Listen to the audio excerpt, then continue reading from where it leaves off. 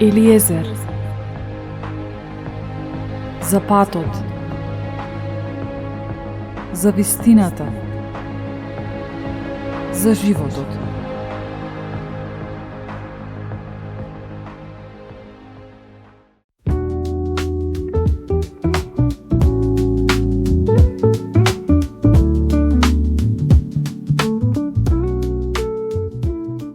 Еден човек може да се најде во едно од следниве сценарија. Седнат во возилото со рацете потпрени на воланот и не си верува на себе си дека повторно го стори тоа. Беше на место каде што не треба, со личност со која не треба. Друг човек се наоѓа во истата ситуација во која повторно посегнува по алкохол.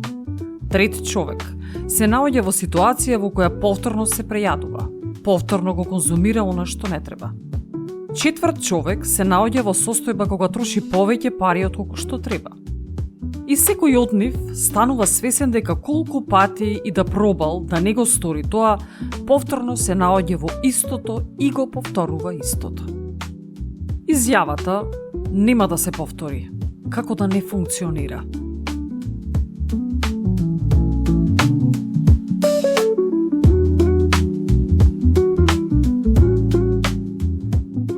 Секој од нас поминува низ некоја таква слична ситуација, во која го говориме следново.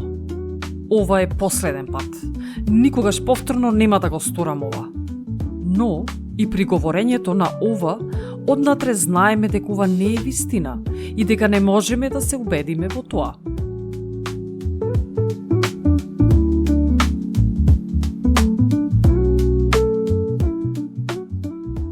Кога ќе ни се случи истото, гласот на срам ни шепоти во главата. Знаев, ти реков, таков си ти. Ти никогаш нема да се промениш. Не можеш да се промениш.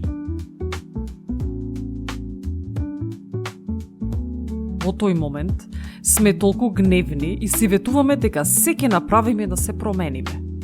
И да, сме се обиделе да го сториме тоа надворешно, преку поставување на цели, план за реализација, надворешни потесувања и маскирања, но однатре знаеме дека суштински не сме се промениле.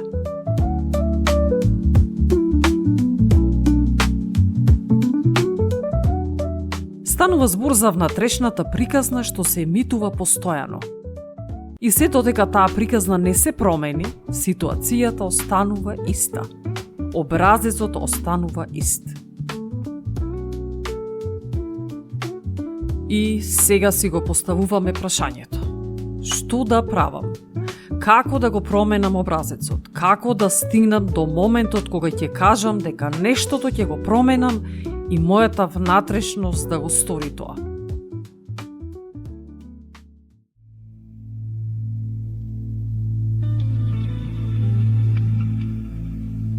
This is where I become awakened to love.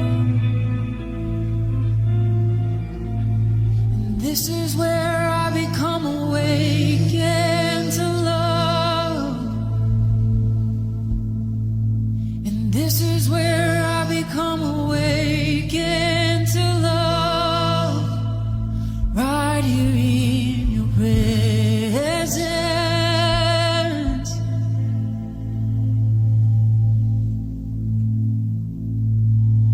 This is where I become awakened to love.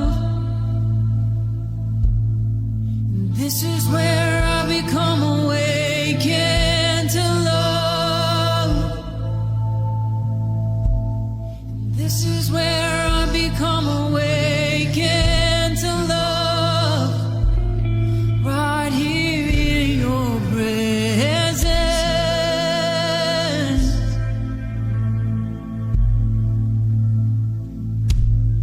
This is where I become awakened to love. This is where I become awakened to love. This is where I become awakened to love. Right here in your presence.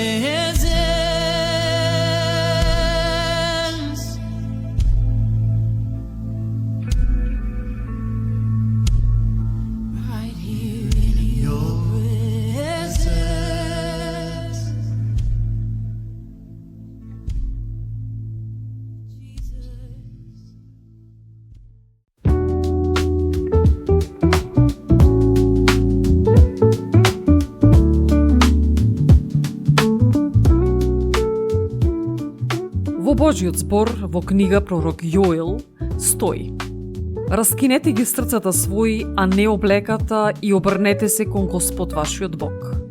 Зашто не благ и милосрден, благотрпелив и многу милостив и сожалува за злото. Раскинувањето на срцето наместо раскинувањето на облеката е всушност внатрешната промена наспроти надворешната. Надворешноста можеме да ја маскираме колку сакаме, но доколку не поработиме на внатрешноста, се останато е бесполезно. Стихот е напишан врз основа на животот што го имале луѓето тогаш, односно ги раскинувале своите облеки како знак на покаяние, жалење и го правеле тоа јавно, надворешно. Но внатрешноста не била променета, односно нивното срце. На што не асоцира глаголот раскинување? Не асоцира на нешто што треба да се отвори и внатрешноста да се промени, да се излупи слојот од погрешни мисли, за да излезе на површина светлината.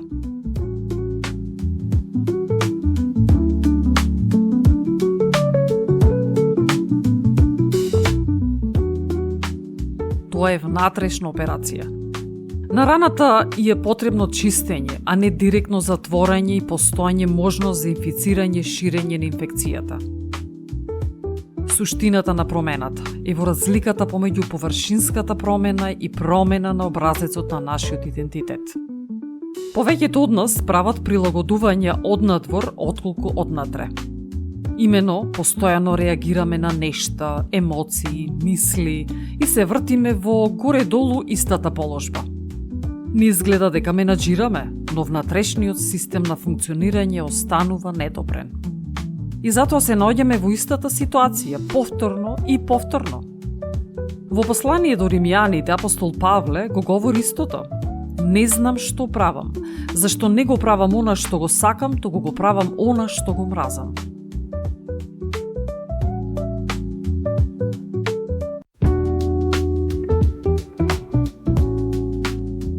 Треба да сватиме дека вистинскиот проблем не е она што го носиме, она што е надворешно, туку што стои во нашата внатрешност, што стои во нашиот ум. Нашата внатрешност ја управува и нашата надворешност. Да си го поставиме следново прашање. Каков е мојот внатрешен наратив, односно како изгледа или звучи мојот внатрешен диалог? Какви мисли го управуваат мојот живот? Го управуваат моето тело?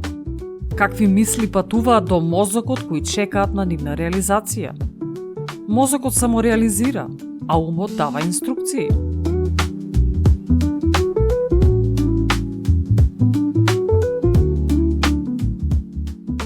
Кога прашуваме и ја пренасочуваме нашата внатрешна приказна, кога имаме пристап на селективност на нашите мисли и емоции, доаѓаме до момент кога се запрашуваме. Чекај малку. Мислата што пројде пред малку не е вистина. Тоа што реков дека нема да се променам не е точно. Зошто мислам дека нема да се променам? Зошто реагирам вака? Зарем имам вклучен автоматски пилот во мојот ум? Кои образци на размислување се доминантни во мојот ум?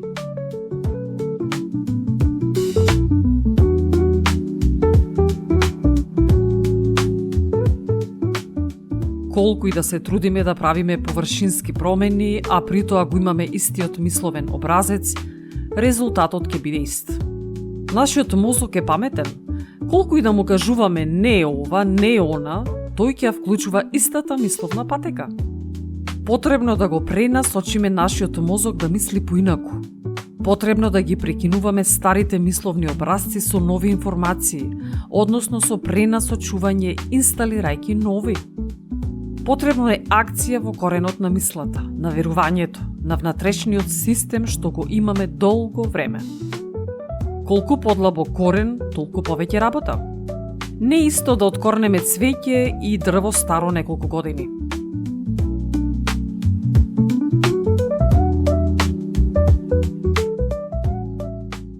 Но она што е важно е дека потребна е радикална, драстична промена. Драстична промена на правецот во кој се движиме. Тоа подразбира воспоставување на нови правила, нови мисли. Во второ послание до Коринтијаните 5:17 пишува: Ако некој во Христос, тој е ново создание. Старото помина и ете сега се стана ново. Овде не станува збор за подобрување на нашето однесување, туку промена на идентитетот. Пред да станеме ново создание, треба да имаме нов идентитет.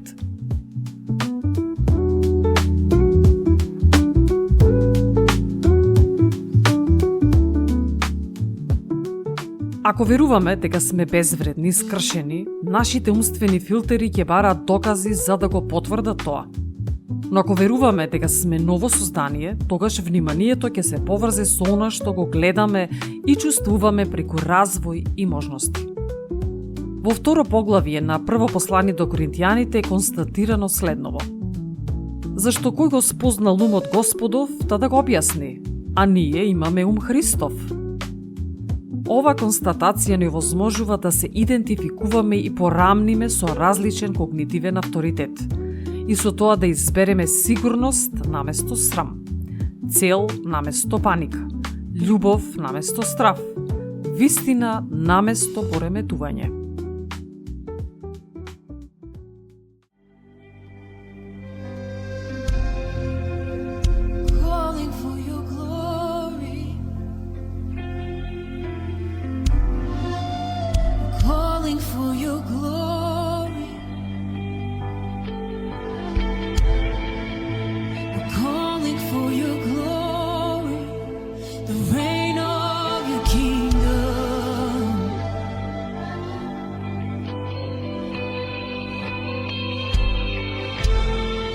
Yes, we're calling for your glory. Yes, we're calling for your glory. Oh, we're calling for your glory, the reign of your kingdom. Jesus, oh, we're calling for your glory.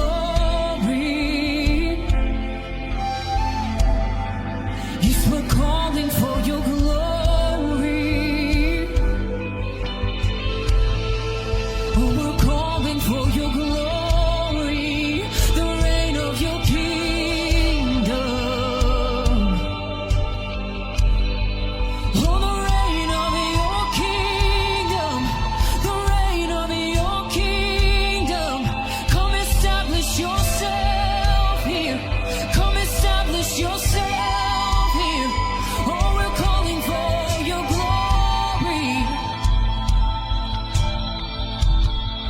Yes, we're calling for your glory, God. Oh, we're calling for your glory. Yes, we're calling for your glory. Oh, we're calling for your glory. Establish yourself.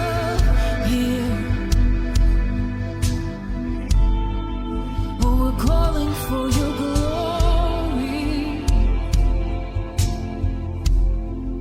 Yes, we're calling for your glory.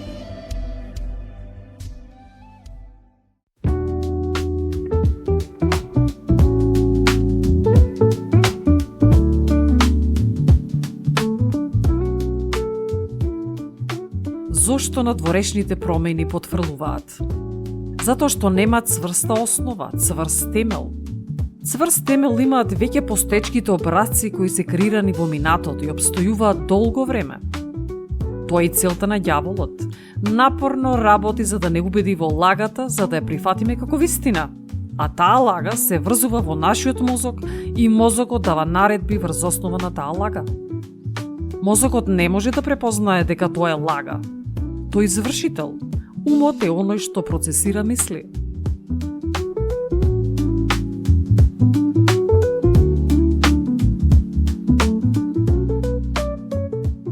Драстичната промена всушност е донесената одлука за промена. Во Евангелие според Мате 11 глава, еден од преводите гласи вака: А од времето кога Јован Крстител почна да проповеда, па се досега, луѓето со сите своји сили се обидуваат да влезат во Царството Небесно. И оние што се упорни успеваат во тоа.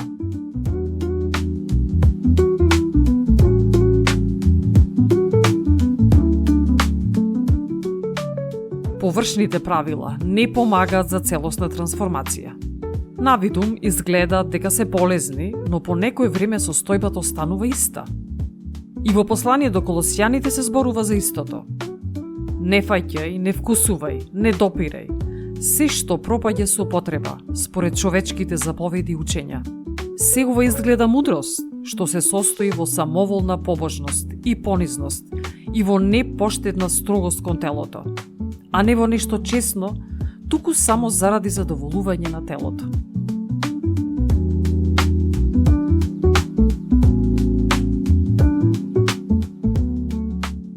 Затоа Исус Христос не укажува на новата вистина дека сме нови битија, дека нема потреба да живееме според старите образци.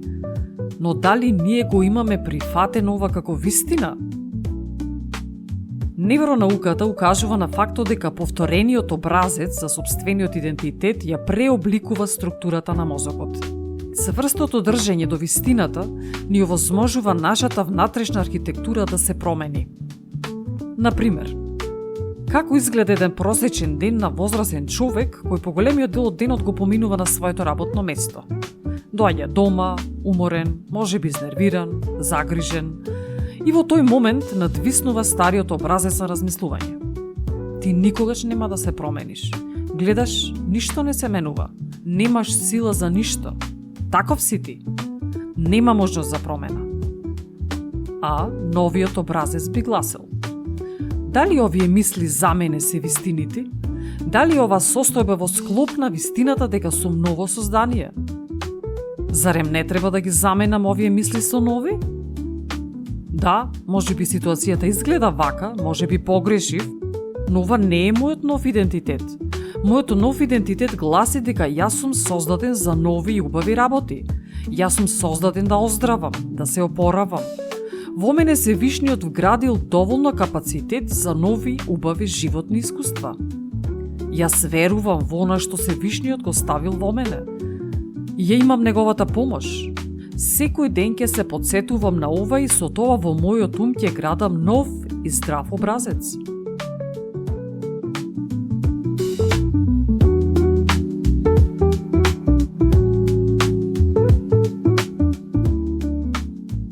Да си дадеме задача во следните 7 дена, да ги забележиме сите мисли кои се деструктивни. Што зборува новиот идентитет за тие мисли? Која е замената за тие мисли? Да запишеме. Да станеме свесни за она што ни се случува. Штом станеме свесни, процесот на промена е полесен. Да, ќе биде потребно време да се оформи нова мисловна патека, но важно е што сме започнале да работиме на себе. Да бидеме искрени, стариот образец ќе излезе на површина, тоа без исклучок, но тука настапуваме со свесност. Не, нема да биде вака. Јас не сум повеќе ова. Ова е стариот човек. Сега сум нов.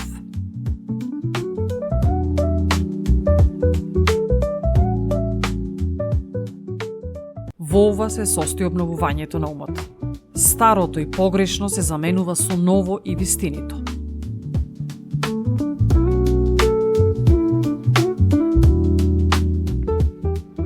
Го прекинувам истиот циклус, истиот круг на случување емоции. За мене има подобар план. Се е запишано за мене уште пред почетокот на светот. Јас не сум случајност, јас сум чудо, убаво чудо. Светиот Дух е постојано со мене да ме води, утешува и насочува, како што кажа Христос. Утешителот, Светиот Дух, кого Отецот ќе го испрати во моје име, тој ќе ве научи на се и ќе ви напомни за се што сум ви зборувал.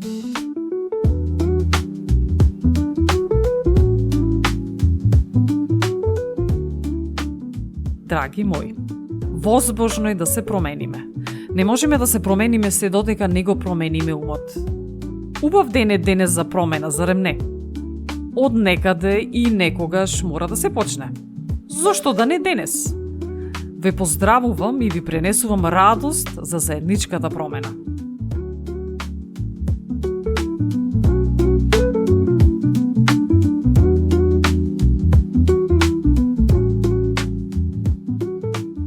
Ја следевте емисијата Елиезер со Елена Ѓорѓевска Костадиновиќ, во соработка и под покровителство на Исус Христос и Светиот Дух.